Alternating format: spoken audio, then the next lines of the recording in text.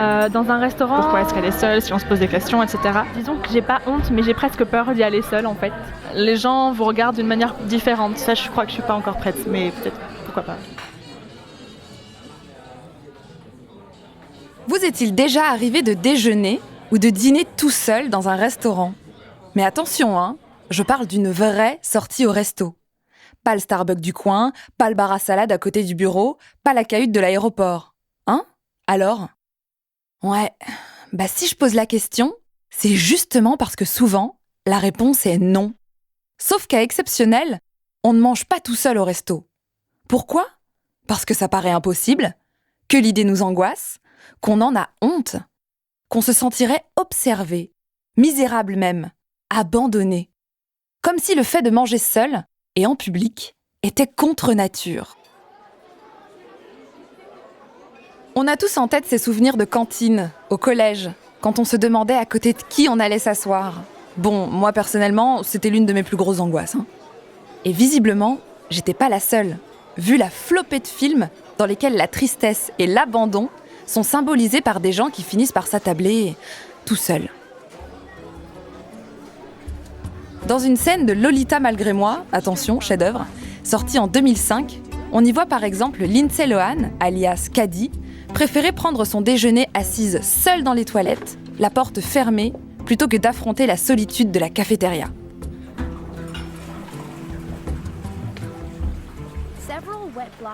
Il y a aussi cette scène mythique de Sex and the City, où on voit Carrie, l'héroïne, entrer seule dans un restaurant pour déjeuner et se faire reléguer au comptoir, à côté d'une vieille dame un peu trop bavarde. Singles at the counter. Oh, I was hoping to get a table. Singles counter. Two. Who's next? Malheureusement pour Carrie, des siècles de domination masculine ont fait qu'on présume que les femmes sont soit disponibles, soit abandonnées si elles ne sont pas accompagnées. Pour ce 5e épisode de Manger, j'ai donc cherché à comprendre pourquoi nous avions honte, les hommes comme les femmes, de manger seuls en public. Comment se fait-il que nous ayons tant de mal à supporter le regard des autres dans ces moments-là ? Pourquoi essayons-nous de compenser cette solitude avec tout ce qui nous tombe sous la main ? Notre portable, un bouquin. Et pourquoi avons-nous de la peine lorsque nous voyons quelqu'un manger tout seul ? Pour m'aider à y voir plus clair, j'ai contacté le professeur Jean-Sébastien Philippard, qui enseigne en Belgique la philosophie et la théologie.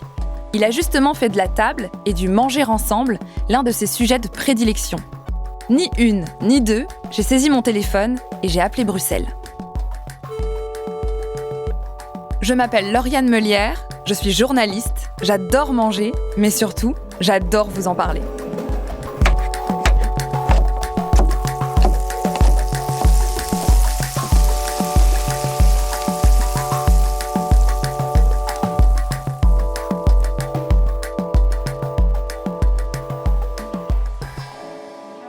J'ai parlé à Jean-Sébastien Philippard du fait que dans les films ou dans les séries, on mettait souvent en scène la solitude et l'isolement des personnages dans des espaces de restauration, comme si c'était là qu'elle était la plus visible. Je me souviens, quand j'avais, 12-13 ans, d'une fois où mes 2 meilleurs amis du collège étaient tombés malades en même temps. Résultat, ils sont pas venus en cours et moi j'ai angoissé toute la matinée. Pas parce que je me faisais du souci pour eux, désolée, mais parce que j'appréhendais le fait d'aller au self toute seule. J'avais tellement peur qu'on me prenne pour une fille qui n'avait pas d'amis que ce jour-là, j'ai rien avalé, j'ai juste acheté un paquet de chips au distributeur. Je crois même que je l'ai mangé dans mon coin, debout, comme une paria, en espérant que surtout personne ne me voie. J'ai donc demandé à Jean-Sébastien Philippard pourquoi on avait honte de manger seul devant des personnes qui, elles, mangent ensemble. Pour mieux comprendre, il faut d'abord s'intéresser au sentiment de honte de façon générale.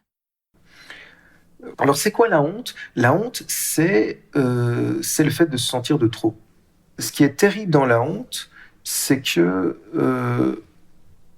on est là alors qu'on ne voudrait pas être là. Lévinas dit, on est rivé à soi-même, on est enchaîné à soi-même, alors que dans le même temps, il y a un besoin d'évasion. On voudrait ne pas être là, mais on est là. Et ça c'est terrible, c'est terrible. Bon. Alors en plus, vous parlez des ados. Alors oui, l'ado, il n'est pas bien dans sa peau. Là aussi, il est rivé à lui-même alors qu'il ne voudrait pas, d'une certaine manière. Donc du coup, ça explique aussi les volontés, le désir d'identification au groupe. S'identifier au groupe, c'est un peu s'oublier soi-même, c'est un petit peu se dépersonnaliser. Voilà. Alors si le groupe l'exclut, c'est terrible pour l'adolescent. Et justement, encore une fois, effectivement, toutes ces séries où on voit le gars arriver, on comprend qu'il va se faire jeter de la table. C'est parce que la table, encore une fois, elle est mise en abîme du fait qu'on doit avoir sa place. On doit avoir sa place. Et qui plus est, à plus forte raison, quand on est ado et qu'on cherche justement sa place. Et alors, si on ne vous la donne pas, évidemment, la honte est redoublée. Donc si je comprends bien, manger seul, c'est afficher que l'on ne fait pas partie d'un groupe. Une situation qui peut être d'autant plus complexe à l'adolescence, qui est justement la période charnière où l'on quitte sa place d'enfant pour trouver sa place d'adulte. Mais une fois qu'on a grandi, pourquoi est-ce que ça continue d'être un problème de manger seul devant les autres ? Et c'est la question que j'ai posée à Jean-Sébastien Philippard. Ce que Lévinas explique, c'est que la honte a quelque chose d'existentiel, c'est-à-dire que du fait de notre incarnation, on est toujours sommé de devoir justement vivre avec ce fardeau. Je suis moi-même une espèce de fardeau pour moi-même, il y a une espèce de lourdeur existentielle que Sartre appelle la nausée, et une façon de résoudre, en tout cas une tentative de résoudre ça, c'est en trouvant sa place. Ce sera peut-être une impression, mais une impression quand même d'avoir sa place, et là tout d'un coup d'être quelque part justifié. Justifié par la société. La société justifie mon existence en me donnant une place, en me conférant une place. Et donc, comme si on pouvait résoudre, encore une fois, cette solitude existentielle. Alors, ne pas trouver sa place, ne pas avoir de place, que les autres vous fassent sentir que vous n'avez pas votre place, c'est terrible. Ce que je comprends ici, c'est que cette notion de place est primordiale. Ne pas avoir sa place au sein d'un groupe ou au sein d'une famille, c'est être exclu. C'est devoir faire face tout seul. C'est donc, d'une certaine façon, être en danger. Et ce sentiment d'insécurité, il n'a pas d'âge. Pour faire face au monde extérieur et être plus fort, les êtres humains ont évolué en groupe. Chasser ensemble, dormir ensemble, manger ensemble. Avant d'être quelque chose de purement social, manger à plusieurs était un besoin vital. C'est ce que l'on appelle la commensalité, qui définit le fait de manger avec ses semblables. Un mot qui vient du latin cum, avec, et mensa, la table. J'ai donc demandé à Jean-Sébastien Philippard ce que nous apportait le fait de manger à plusieurs. Ce qui se joue à table, c'est justement de rejouer l'unité et l'identité d'un groupe. Voilà. C'est le groupe d'amis, c'est le groupe de collègues, c'est la famille. On se met à table, l'enjeu, c'est de vivre, faire revivre, entretenir cette unité, cette solidarité, cette identité, qui est une identité narrative. Ce n'est pas évidemment une identité identitaire. C'est une identité narrative, d'où évidemment le grand classique. On va se souvenir, on va ponctuer la table, toute une série d'anecdotes. Tu te souviens, voilà. Donc on réactive les traces d'une mémoire. Pour justement vivre cette unité. Parce que il n'y a pas d'unité sans mémoire. Et c'est ça la fonction profonde. Alors quand ça a bien fonctionné, on sort de là évidemment avec un sentiment de bonheur, un sentiment d'être reconnu. Oui, c'est ça, d'être reconnu. L'enjeu évidemment, c'est la reconnaissance par le groupe, dans le groupe, du groupe, etc. Manger à plusieurs, c'est donc se fabriquer une identité de groupe, commune et partagée. On se remémore des souvenirs, on renforce des relations, on perpétue des amitiés. C'est ce que Jean-Sébastien Philippard appelle l'identité narrative de la table. On réalise donc ici que manger seul, c'est se priver de ce processus complexe qui construit notre sentiment d'appartenance. Et maintenant que je comprends ça, Je repense à ce fameux épisode du self, le jour où mes amis étaient malades au collège. Si l'angoisse de manger seule avait été particulièrement vive, je me rappelle maintenant que le retour en classe avait été presque pire. J'étais pas au courant des dernières blagues, je connaissais plus les potins du jour. J'avais pas juste loupé un repas en fait, j'avais raté une occasion de me rapprocher des autres et de les comprendre.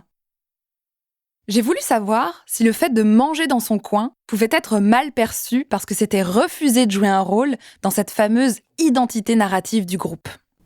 Ben voilà, c'est ça. Donc le mangeur seul, solitaire ou isolé, forcément, il est vu comme un exclu, comme quelqu'un qui ne joue pas le jeu. Alors là, il y a le conformisme social qui pourrait dire toi tu ne joues pas le jeu, donc tu subis notre désapprobation. Mais au-delà de la dimension de cet œil social, il y a évidemment le sentiment que cette personne n'est pas à sa place parce que justement elle est seule, qu'elle n'est pas dans cette collectivité qui constitue la table. Ce que je comprends des explications de Jean-Sébastien Philippard, c'est qu'on n'a pas toujours conscience que manger à plusieurs joue un rôle fondamental dans la construction de l'identité d'un groupe. Pourtant, manger ensemble, c'est ce qu'on fait tous. Je me suis donc demandé comment avons-nous acquis cette habitude ? Il faut se rendre compte que nous sommes condamnés à la socialité. On est condamnés à la socialité. Nous sommes des êtres profondément sociaux. Quoi que je veuille, malgré tout, je suis d'abord fait de relations. Je me nourris d'abord de relations. Quand Lévi-Strauss dit que manger, c'est manger du symbolique, c'est une façon de dire que quand on se met à table, on va se nourrir aussi, et peut-être avant tout des relations qui se déroulent à table. Nous sommes des êtres relationnels. Nous sommes profondément constitués par le regard des autres. Il y a une socialité de base à laquelle on ne peut pas échapper. Parce que nous sommes des êtres sociaux, nous ne pouvons pas échapper à notre environnement social. Mais est-il possible que nous ayons appris qu'il n'était pas acceptable de manger seul ? J'ai par exemple le souvenir, enfant, de ressentir de la peine pour les personnes qui mangeaient seules au restaurant. Je devais avoir 5-6 ans, et quand je voyais des personnes seules, j'avais envie de me lever et d'aller leur faire un câlin. C'était un sentiment ultra fort, très prenant. Parfois même, j'en parlais à mes parents et je leur disais « Non mais elle peut pas manger avec nous, la dame ?» Parce que je me disais sincèrement que cette personne n'avait pas d'amis, pas de famille, personne. C'était terrible. Pourtant, personne ne m'avait dit que manger seul ne se faisait pas.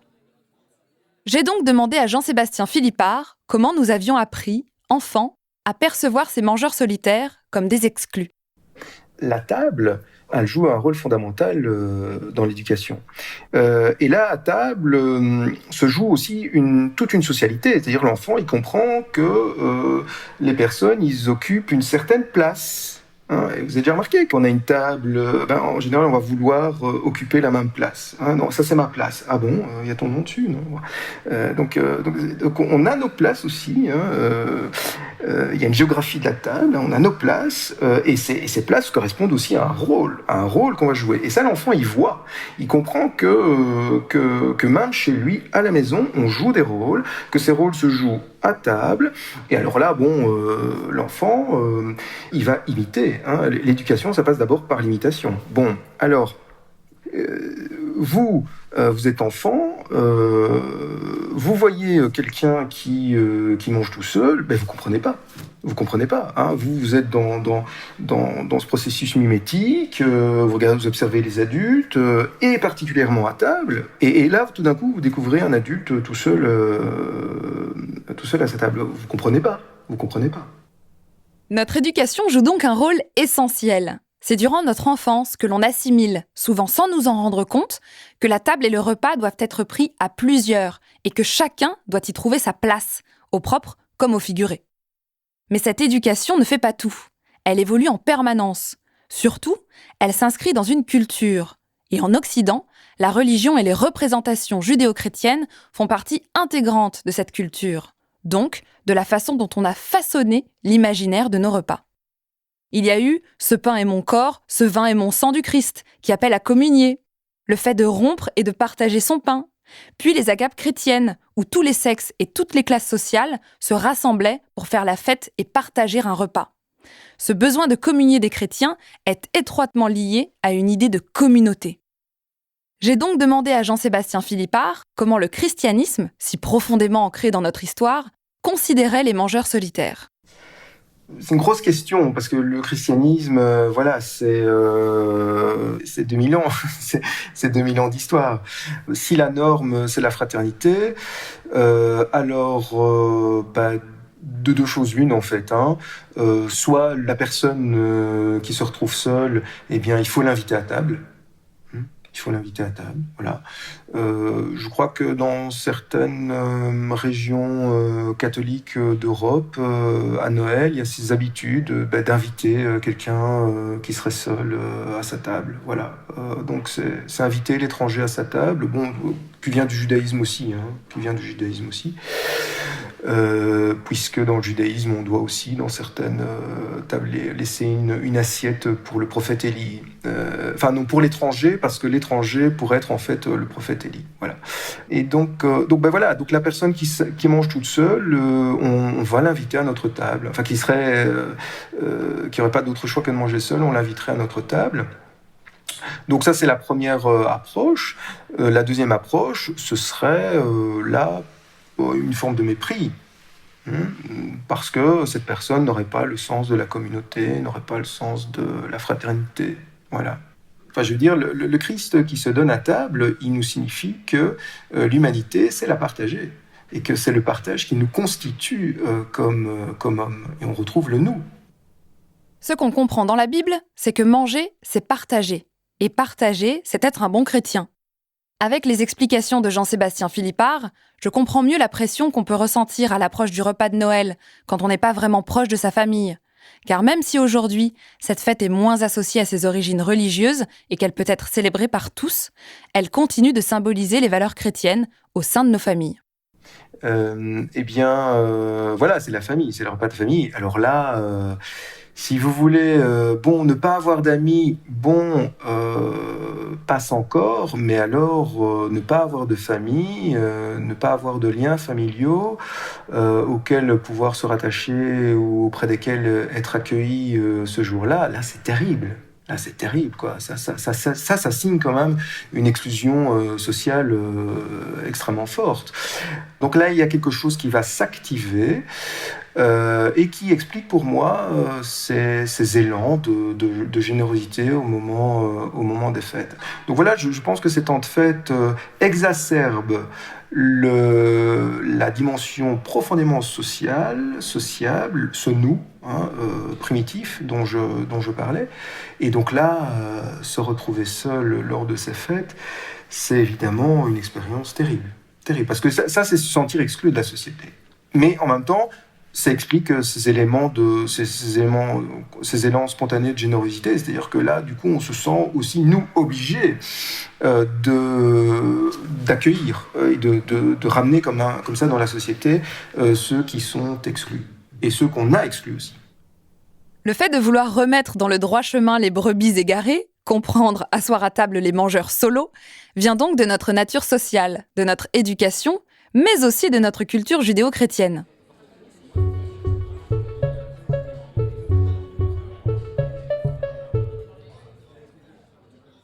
En faisant mes recherches pour cet épisode de Manger, je suis tombée sur un film américain. Ça s'appelle The Lonely Guy, littéralement l'homme solitaire, et il a été réalisé par Arthur Hiller en 1984. Il y a ce moment incroyable où le personnage principal entre dans un restaurant qui a l'air plutôt chic et où, quand il annonce qu'il vient dîner tout seul, des projecteurs, de vrais projecteurs, se braquent sur lui et tout le restaurant se tait. Comme pour signaler une anomalie. Une scène qui, pour moi, décrit exactement cette sensation d'être observé quand on mange seul devant les autres. J'ai eu envie de savoir comment Jean-Sébastien Philippard percevait cette scène. Effectivement, on a un homme qui arrive seul, mais avec... moi, ce qui me frappe, c'est son air candide. Son air candide, presque innocent. Et alors effectivement, il va arriver comme un cheveu sur la soupe. C'est-à-dire qu'il contrevient à tout le conformisme. À tout le conformisme. Je pense que la tablée un peu mondaine, enfin l'ensemble un peu mondain là, de ce resto chic, c'est un peu une mise en abîme, effectivement, de ce conformisme. C'est-à-dire qu'on nous dit qu'il faut être ensemble. Donc c'est une redondance. On nous dit qu'il faut être ensemble, et voilà quelqu'un qui arrive comme un cheveu sur la soupe. D'où... alors, ce projecteur, évidemment, pour moi, c'est l'œil social. C'est l'œil social qui évidemment, met en lumière, enfin, qui exacerbe, qui accentue, qui désapprouve. Ça tombe sur lui comme une sanction. Donc, c'est clair que la sanction tombe sur lui, mais en même temps, il n'est pas terrassé. En même temps, il n'est pas terrassé, il est un petit peu inquiet, il se demande un peu ce qui se passe, mais il n'est pas terrassé. Et ce qui est intéressant, c'est qu'après aussi, les gens retournent à leur occupation. Dans le film, le personnage principal est observé sous toutes ses coutures. On le suit du regard comme s'il était tout nu, comme s'il était en train de faire quelque chose de grave. C'est une métaphore de ce que Jean-Sébastien Philippard appelle l'œil social. Et cet œil social assimilerait le comportement des mangeurs solitaires à une forme d'obscénité. Parce que manger seul, c'est se faire plaisir tout seul. Manger, c'est un plaisir, et on mange par plaisir. Ce qu'on va rechercher, c'est la bonne chose, ce qui nous goûte. Donc il y a une dimension de jouissance. Cette jouissance, peut-être que si elle est vécue seule, elle va être vécue comme quelque chose, comme une attitude qui n'a peut-être pas tout à fait sa place. De la même façon que celui qui parle seul, celui qui rit seul, celui qui boit seul, etc. Celui qui mange seul, finalement, il n'a pas sa place parce que la jouissance appartiendrait plus à l'intimité. Alors, manger, jouir de manger, peut-être que cette jouissance de manger, qui n'aurait pas sa place donc en public parce que justement elle devrait être transfigurée, pour prendre un concept théologique, elle devait être transfigurée dans les réjouissances. C'est-à-dire qu'il faudrait passer de la jouissance à la réjouissance. À la réjouissance, où là, le plaisir n'est plus le plaisir intime, mais le plaisir partagé. À ce moment-là, c'est le plaisir légitimé, le plaisir qui peut être mis en lumière, c'est justement ce plaisir partagé. L'obscénité, le mot est fort, mais il y aurait peut-être donc le mangeur solitaire susciterait peut-être cette gêne du fait de ne pas être à sa place parce que sa jouissance, par définition, relèverait de l'espace nocturne et pas de l'espace public. Pour Jean-Sébastien Philippard, manger seul revient donc à s'exhiber dans un espace qui a été imaginé, pensé, conçu pour le partage. C'est d'ailleurs pour ça qu'on se sent parfois nu en mangeant seul devant d'autres personnes qui, elles, mangent à plusieurs. Parce que, comme la nudité, la solitude est un tabou social. On doit donc chercher à l'éviter, pour ne pas être gêné soi-même et pour ne pas gêner les autres. Pourtant, il y a des gens que ça dérange pas de manger seul, parce qu'ils adorent ça. Ça devient alors un moment à soi. C'est exactement ce qui m'est arrivé cet été, pendant le mois d'août. Pour la première fois, je me suis organisé des vacances dans un moulin, en solitaire, avec les repas qui allaient avec. Et vous savez quoi ? J'ai adoré. C'est vraiment là que j'ai découvert la joie de manger seul. Il y a eu un soir où j'ai eu envie de dîner dans le très beau village de Lozerte, une bastide occitane sublime. J'ai appelé, j'ai réservé pour une personne, et comme j'avais pas de voiture, c'était des vacances en vélo, j'y suis allée en stop. Une fois là-bas, j'ai pris entrée, plat, dessert, verre de vin, la totale, en prenant mon temps. J'étais pas du tout là pour me presser, ni pour m'occuper. J'avais pas de portable, pas de livre, c'était juste moi et mon plat et le paysage. Je me sentais un peu observée, c'est vrai, mais paradoxalement, pour la première fois, c'était pas quelque chose de désagréable. J'en garde un souvenir assez dingue parce que je me souviens de tout. Le visage de la serveuse, la chorale d'enfants qui chantait sur la place de l'église, le foie gras dans mon assiette, les 6 compères de la table d'à côté. Je m'en souviens d'ailleurs bien mieux que d'autres dîners que j'ai pu partager.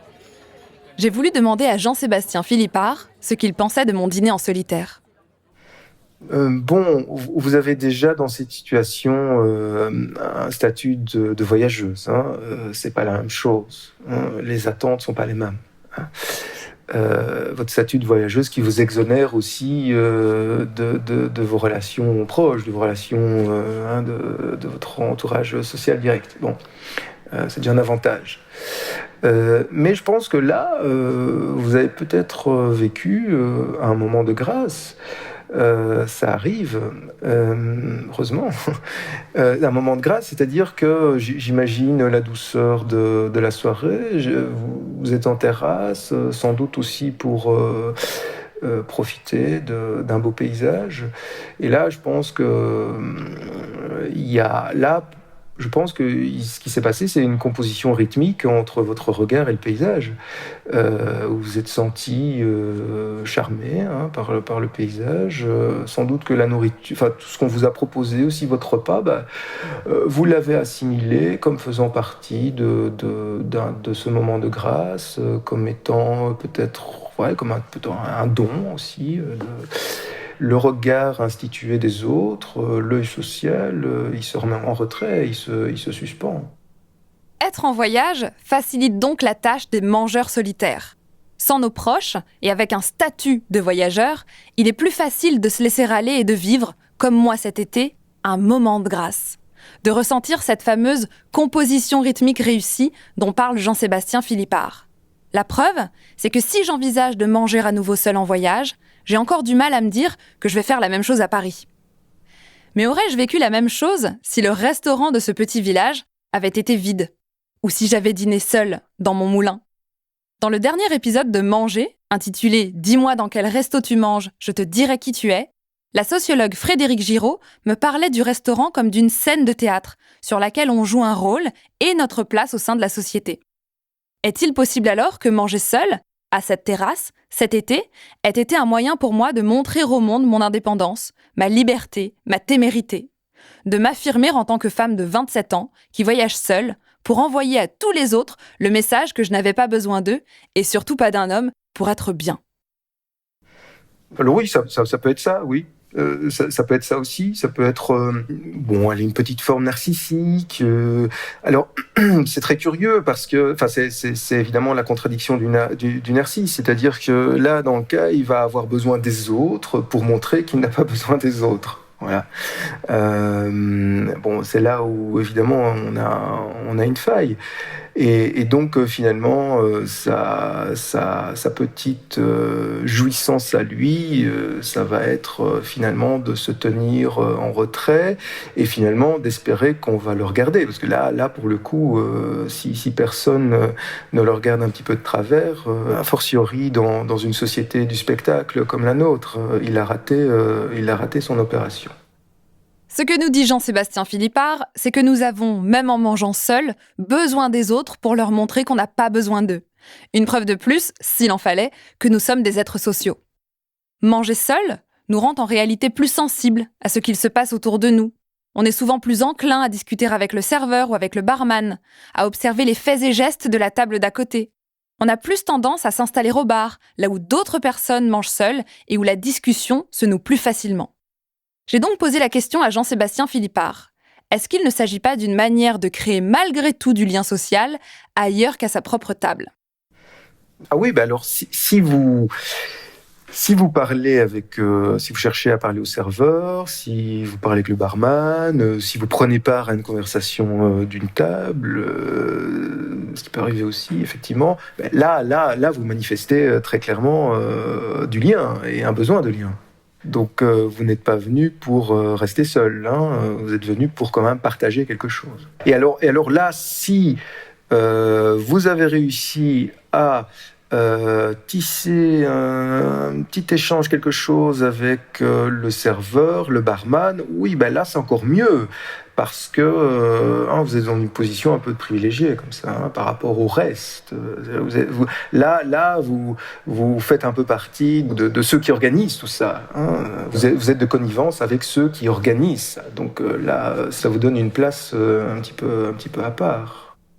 Si on s'installe au bar et qu'on discute avec tout le monde quand on est seul, c'est donc pour échanger son statut de mangeur solitaire contre celui de mangeur privilégié.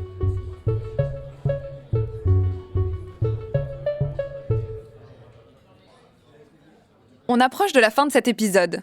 Et on ne pouvait pas parler du fait de manger seul sans parler de toutes ces choses qu'on fait pour s'occuper et éviter de se retrouver en tête-à-tête avec juste son plat. Maintenant, essayez de vous souvenir d'une fois où vous avez mangé seul, que ce soit en public ou chez vous. Que faisiez-vous à ce moment-là ? Avez-vous regardé une série sur votre ordinateur ou votre smartphone ? Avez-vous lu un livre, le journal, un magazine peut-être ? Avez-vous travaillé ? A-t-il été difficile, voire impossible, de ne rien faire d'autre que manger ? Pour Jean-Sébastien Philippard, ces activités qui occupent le vide lorsque nous mangeons sont autant de béquilles qui nous aident à combler un manque, celui de notre fameux « manger ensemble ». Manger, c'est manger ensemble. Par conséquent, notre corps qui a probablement incorporé cette sociabilité primitive, eh bien, il est désemparé quand il se retrouve à devoir manger seul. Et là, encore une fois, les gestes, nos mains, la façon de se tenir, n'étant pas justement projeté dans cet espace de composition où l'on va partager, mais ça peut être déjà passe-moi le sel, donne-moi le verre, voilà, prends-en un peu, reprends, etc. Eh bien, les mains, les bras sont un peu désemparés et donc vont s'emparer un peu de ce quoi elle peut s'emparer pour s'occuper. Comme si finalement, sans cette expérience de partage primitive, eh bien, les gestes fonctionnaient à vide. Voilà. Et donc, il fallait, comme vous le dites très bien, trouver une béquille. Ce que me dit Jean-Sébastien Philippard me fait un peu penser à la cigarette. Pour le coup, j'ai moi-même été fumeuse, de mes 18 à mes 24 ans. Et pendant cette période, je ne pouvais pas envisager d'aller à une soirée sans un paquet plein. Pas parce que j'aimais ça, mais parce que ça me donnait une contenance. Parce qu'au moins, j'occupais mes mains. Je pouvais faire semblant d'attendre, de rêver, de penser. La cigarette était pour moi une béquille sociale du même acabit que le portable que l'on regarde frénétiquement dans les transports en commun ou quand on mange tout seul un sandwich à la cafétéria de son travail. Pourtant, à l'image de la cigarette, que je ne fumais que le soir pour affronter les moments sociaux que j'estimais être les plus anxiogènes, on ne ressent pas la même gêne selon que l'on prenne un petit déjeuner seul en terrasse ou que l'on soit installé dans un restaurant branché. J'ai donc voulu savoir pourquoi certains repas pris seuls étaient socialement acceptés, comme le petit déjeuner, le déjeuner ou le goûter, alors que le dîner était encore très souvent réservé au duo et au groupe. Tous les repas n'ont pas la même valeur, n'ont pas le même poids. Le petit déjeuner, on est déjà sur les starting blocks et donc il a un aspect quand même relativement fonctionnel. Bon, voilà, c'est le jus d'orange. Enfin, il faut manger, il faut prendre sa dose d'énergie suffisante pour la journée. Enfin, on vous raconte ça, hein, voilà, à longueur de journée, d'année. Donc voilà, il a une dimension plus fonctionnelle que les choses. Non. Par contre, le déjeuner ou le souper, ça, oui, là, ça c'est le vrai repas, c'est le vrai moment. Bon, encore une fois, en famille, le soir, le dîner, il a la fonction aussi de, on raconte, on va se raconter ce que l'on a vécu pendant la journée. Et donc là, encore une fois, va se jouer l'histoire de la famille, et l'identité, et voilà, la manière dont on va gérer ça ensemble.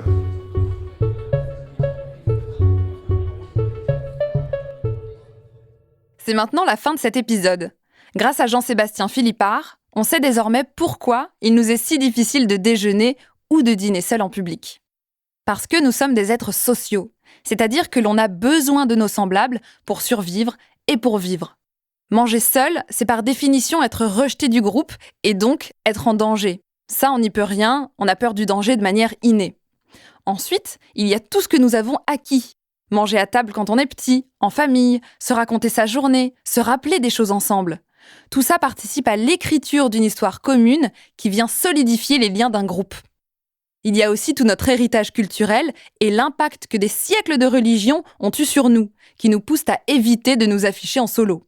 Car que l'on soit athée ou croyant, en France, les valeurs judéo-chrétiennes nous imprègnent et nous poussent soit à vouloir aider ceux qui mangent seuls, soit à leur lancer des regards désapprobateurs s'ils ont l'air trop confiants. Il y a aussi tout notre héritage culturel et l'impact que des siècles de religion ont eu sur nous, qui nous poussent à éviter de nous afficher en solo. Car que l'on soit croyant ou athée, en France, les valeurs judéo-chrétiennes nous imprègnent et nous poussent soit à vouloir aider ceux qui mangent seuls, soit à leur lancer des regards désapprobateurs s'ils ont l'air trop confiants.